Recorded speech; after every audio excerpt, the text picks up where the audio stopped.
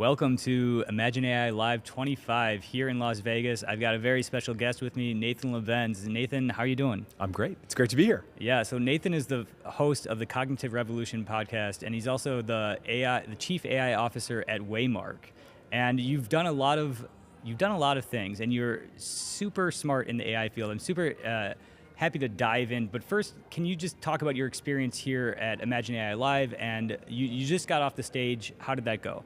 It was fun. I was asked to talk about AI agents, and I kind of frame all of my work through this lens of AI scouting, which is really premised on the idea that things are moving so fast that very few people, especially if you have, like, as most people do, a normal job that you have responsibilities for, very few people have the time that it takes to keep up with all the developments. So I've managed to put myself in the fortunate position of not really having a full-time job and not having all that many responsibilities. And so what I do is basically spend all of my time trying to keep up with the latest stuff and then try to distill that for people in the form of what I call these scouting reports. So this was the scouting report on AI agents as of May 2025. And yeah. And so you graduated from Harvard, correct? What was the degree that you had? it was chemistry. Chemistry, okay. Little to do with what I'm doing now. That's what I love about AI is that really it's multidisciplinary, and a lot of people you can jump in, and you're going to need to jump in. Yeah, so. And that's one of my hopes for the work that I do is to maybe inspire more people to realize that, first of all, it's going everywhere all at once, and touching everything everywhere all at once. And there are so many niches right now where there is really no expert that has the deep background in a particular field that can then kind of cross-pollinate that with what's going on in AI. And so there's just a lot of opportunity for people who have whatever idiosyncratic background and expertise that they have to figure out how that interacts with AI. And I can guarantee that there's some way that it probably does, but it's up to those people to figure it out. Because these days the AIs are getting so good that, even and I would flatter myself as a, reasonably smart person, but like they're better than me at almost everything, right? So it's like very hard to evaluate whether they're good. They're not necessarily as good as the leading human experts in those things, but they're still beyond my ability to evaluate. And so we need many, many more of our smartest people with deep domain expertise to start to take an interest in the intersection of what they do and what AI can already do or soon might do in those areas. So you mentioned a field report on AI agents and giving that here at Imagine AI. A lot of our viewers are business owners, small business owners, medium-sized business owners. How can they or should they view AI agents and helping their business? Well, I think there's a lot of nomenclature confusion for one thing in the field, and a lot of people are kind of talking past each other, and a lot of what people imagine an AI agent to be is not necessarily what people are getting the best results from in practice right now. So I think the sort of myth or dream of the AI agent is kind of human-shaped, because obviously that's what most people are most familiar with, right? Like, we know how to work with other people, we know what it's like to delegate to somebody, we know what it's like to sort of onboard them.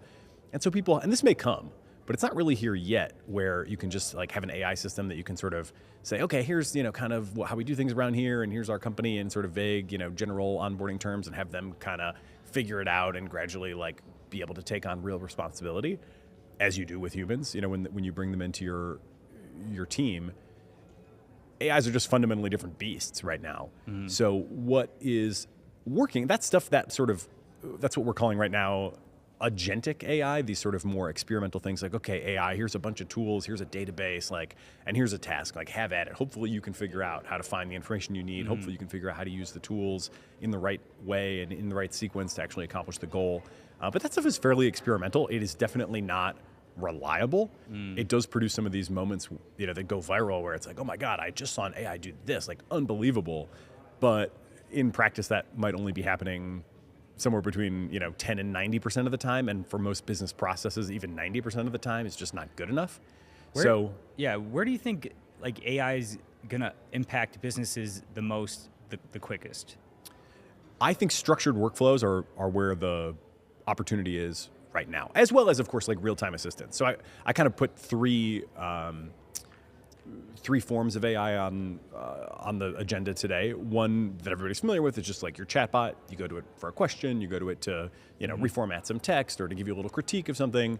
But just a very quick input output, call and response, and everybody knows that. The next level where you can really start to get major efficiency and scale things that you couldn't scale with unprecedented economics are these highly structured AI agents. And these are the things where you say, okay, I have this task. I need it done consistently.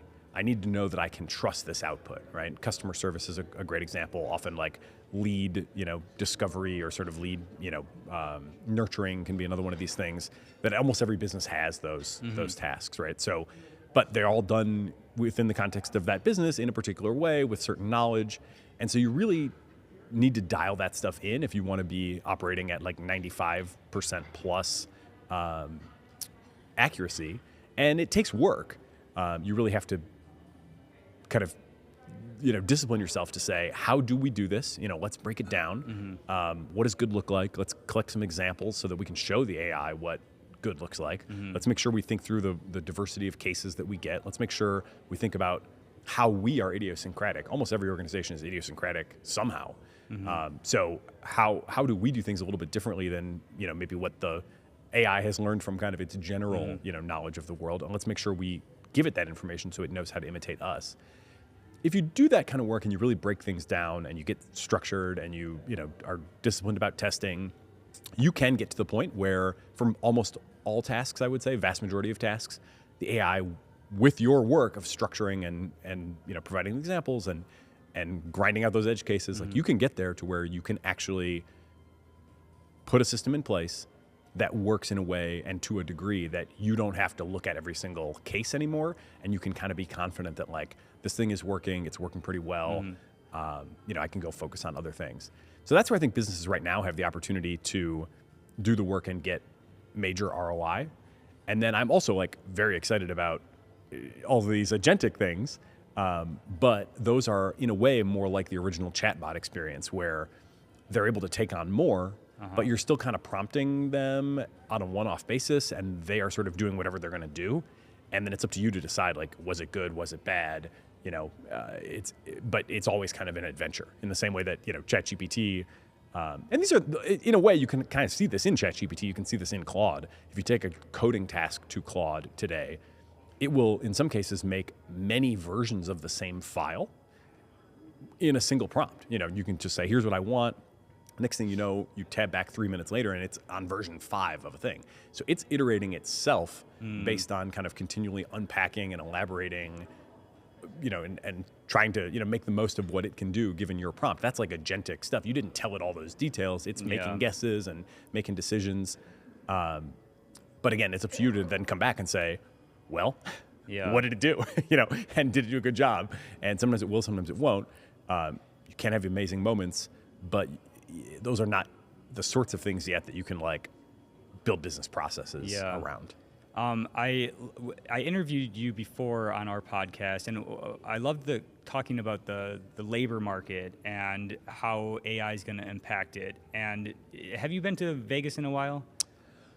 It's been a couple of years. I mean, certainly, a handful of times over the years. Well, we're here at the Fontainebleau. It's a beautiful, beautiful casino, and the service industry is very strong here. And I don't see how AI impacts the service industry. And there's so much parts of the economy that AI, unless they're gonna have really good robots that are cost effective, but I just don't see AI impacting the service industry. I mean, what areas of the labor market should be concerned about AI or not concerned about AI? I think it's coming for all of us, honestly.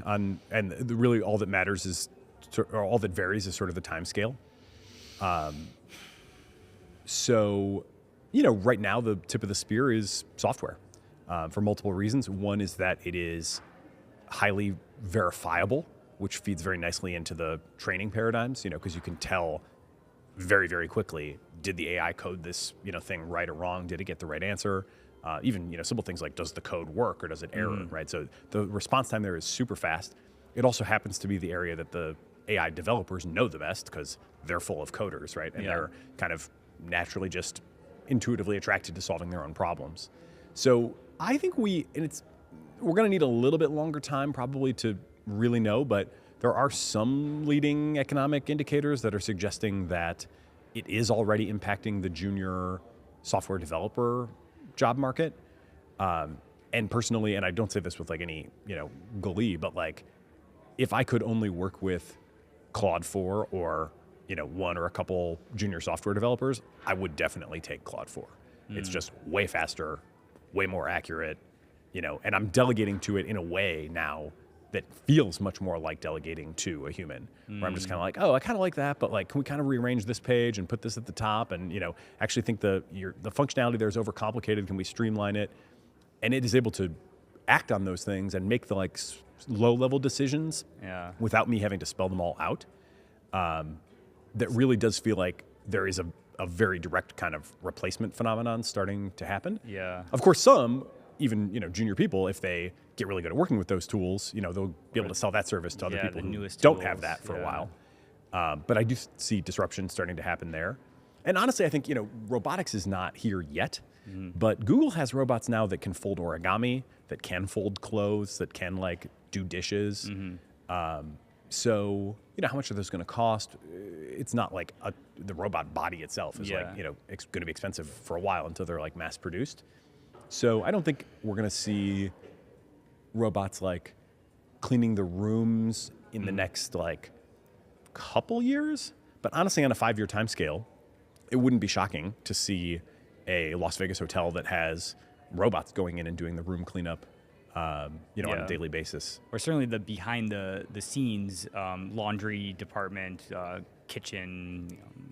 And then there's a huge question of like, what do people really want? And one of the other speakers mentioned the Klarna episode, the CEO of Klarna. Oh yeah. I don't know their business very well, but he's made, major headlines for like, we're moving everything to AI. We're, cutting people left and right. I think they said they cut 700 customer service jobs. Yeah, it was something like 70% of their workforce or something they were going to replace with AI. And the headcount, I understand, is down. But then there was a, recent headline that was like, oh, Klarna's kind of rolling that back. They're not really doing so much anymore. I would say that probably both of the, extreme headlines were overstated.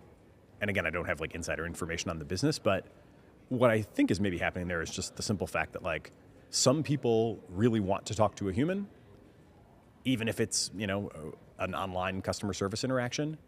And so businesses may feel like, there's like efficiency and whatever, and the AI maybe even can outperform in some ways. But like, if customers have certain tastes, like maybe we just want to cater to those tastes, and we don't want to be, we don't want to tell our customers, that they're wrong about their preferences.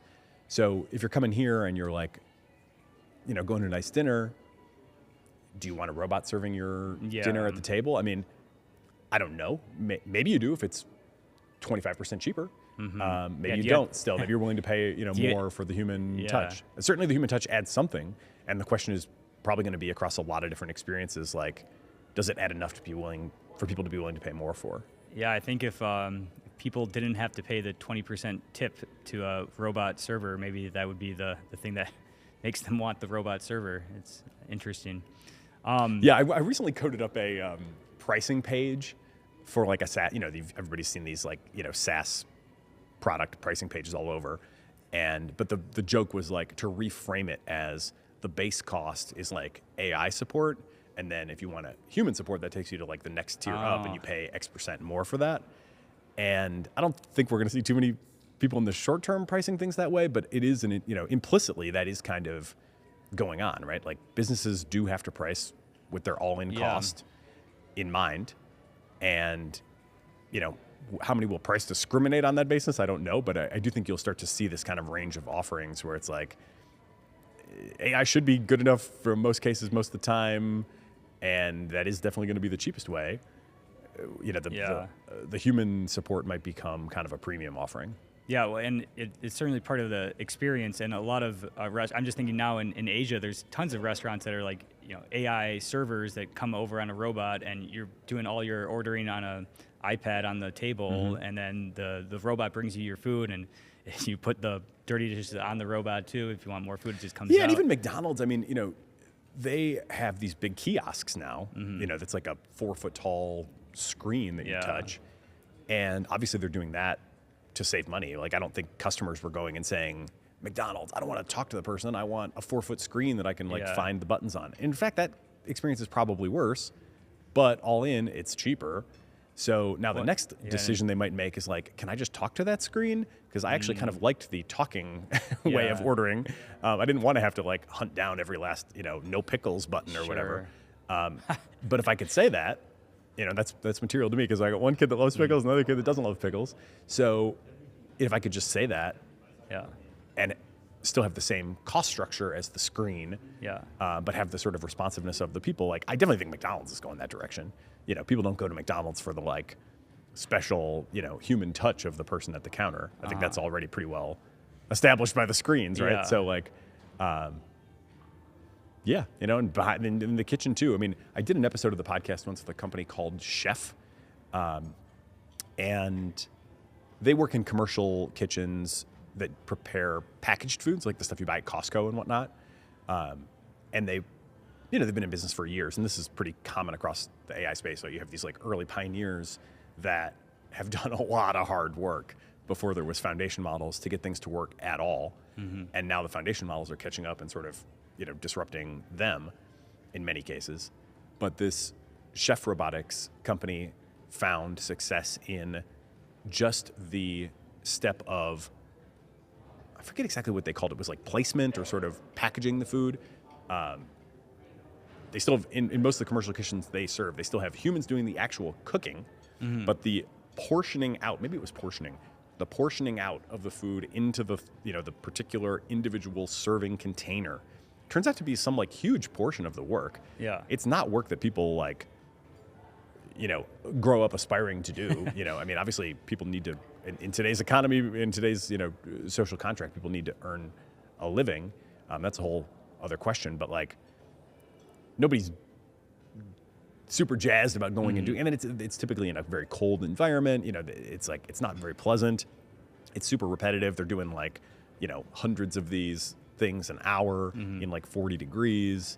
So if you can get a robot to do that and it saves a ton of money, it seems great, right? So I'm sure that they will be expanding out to, support more functions within the line, and then, presumably more environments that are more variable than commercial kitchens over time too. But yeah, I really do think it's just a question of timeline. It's coming for all of us. Even the podcast hosts, honestly, you and me, we're not immune from this. No. Notebook LM is quite good now. And in some ways it has major advantages, like Gemini 2.5 that powers it knows a lot more than I do about almost everything. And they have that interactive mode now where I can interrupt the podcast and ask them to clarify something or question or whatever.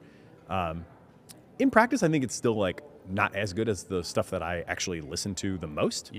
But it's closing the gap fast, and there's just some stuff that I would like to take a walk and learn about that nobody has done a podcast on. So, and keeping it concise and it can meet a need that and like up to date. Like, theoretically, there could be a podcast on yesterday's AI news. 100%. Like specific research papers that just there literally is no podcast on. There is no, lecture that I can find anywhere.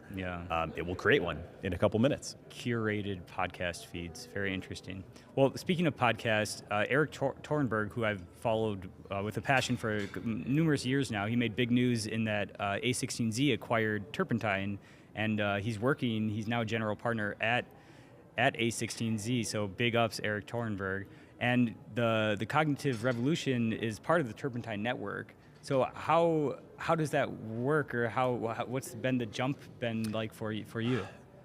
There really hasn't been much change, honestly, so far. I've known Eric for, more than 10 years now, back since when he went to University of Michigan. So he was actually in Detroit for a couple of years after finishing school before making his way to Silicon Valley.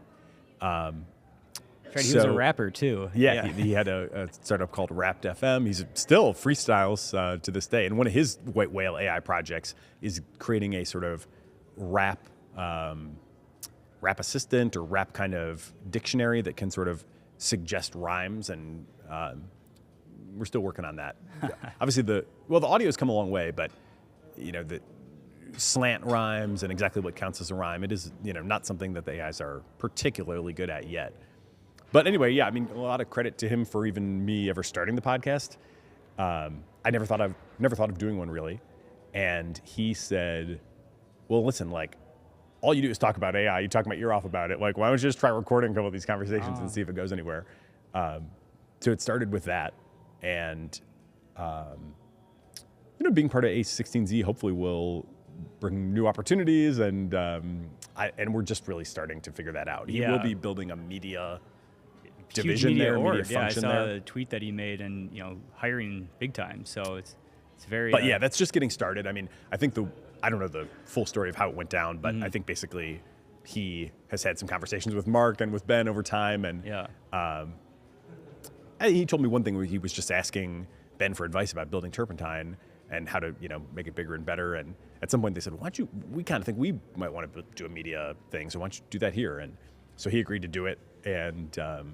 But so, for our purposes so far, nothing really has changed. Yeah. One thing I am really optimistic about is trying to create a kind of common ground, meeting place for different AI perspectives. I mean, I've always tried to do that. My feed is like often very practical and at times like very heady, either, looking at things like possibility of AI consciousness or big picture safety questions, like could this stuff really get out of control on us? How would we know if we're kind of losing our grip? And I think there's been some unhealthy dynamics in the AI space between people who are concerned about that kind of stuff and people who think that's fanciful, partly because it was pretty theoretical, and the kind of critique from the people that say we don't need to worry about it is we've no evidence for that. It's not really happening. You guys are just like getting ahead of yourselves. Mm-hmm.